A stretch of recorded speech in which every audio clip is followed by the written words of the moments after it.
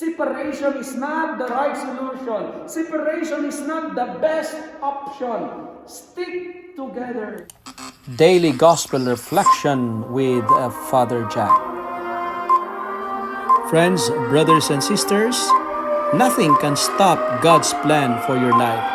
Reflect and be blessed.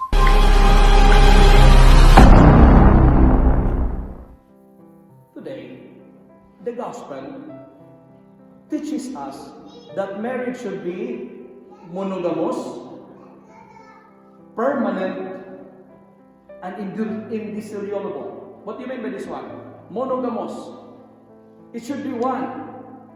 It's against divorce and separation. It's permanent. It is forever. And the teaching is it should be male and female. Not male and male. Not female and female. Not Adam and Steve. Adam and Eve. That's the teaching. That's very clear. But sometimes we distort the meaning of marriage. It should be permanent. It's not contractual. That you're going to say, oh, okay, let's have a contract, and after 5 years, we're done. Bye-bye. Well, we stay together, and after that one, we are on our own. Permanent. That's why I would like to share 3 points with you today, my dear friends, my dear brothers and sisters. Number 1, 3S. S. Marriage is not meant to be short. Marriage is not meant to be short. And my dear people of God, my dear parishioners, my dear brothers and sisters, never be satisfied with a short relationship, because relationship is long.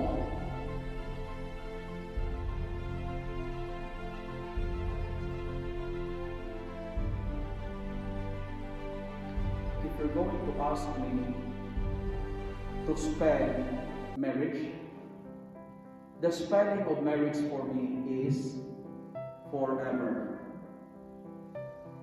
Marriage is forever. And forever is not short.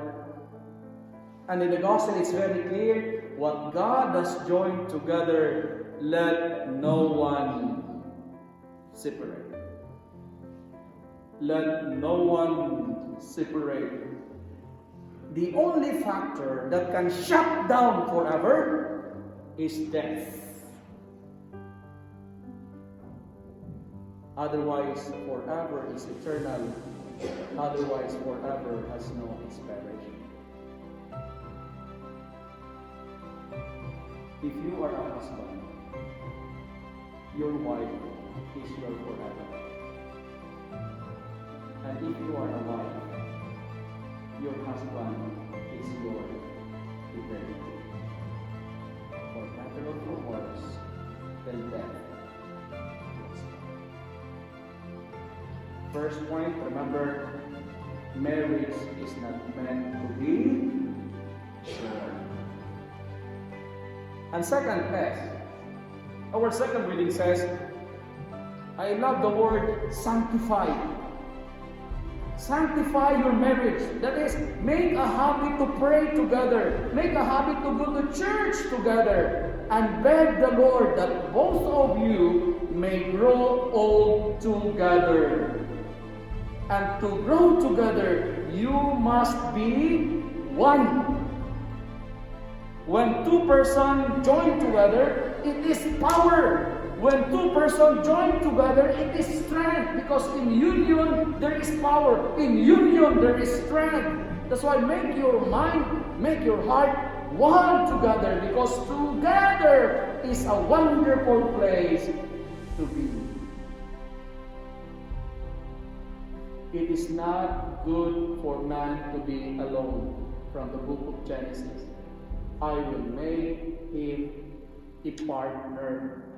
Remember the word being used, partner. Therefore, your spouse is not your slave. It is your partner. And you should be one together. One together.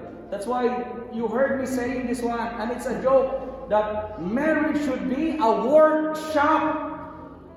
Workshop. You should be together. Not the other way around, that the husband works and the wife shops. It's not that way. It's a workshop. Together. Together.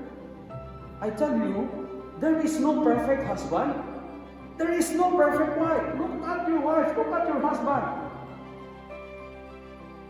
But strive to give your best to one another.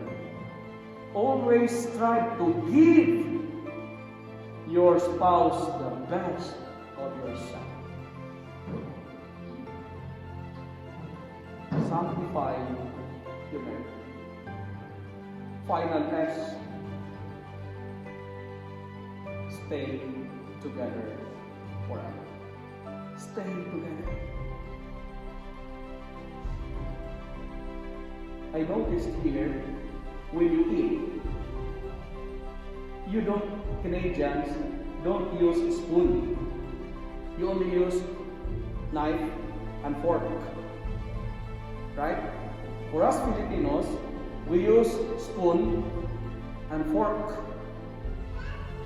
Chinese, they use what? Chopstick. And I like that kind of analogy. Marriage should be like a chopstick. You should stick together. Don't chop each other. Stick together. Don't chop each other. Stick together. Stay together. Because we are called to relate, not to separate. And supposed to be, the gospel today, there is an option of short version. And the next line after the short version is, people were bringing little children to him, in order that Jesus might touch them. The first topic of today's gospel speaks about divorce, but the next paragraph speaks about children. That's why the church is not teaching about separation and divorce, because the first one to be affected is the children. No divorce, because that's for the good of the children. And listen to this, my dear parishioners.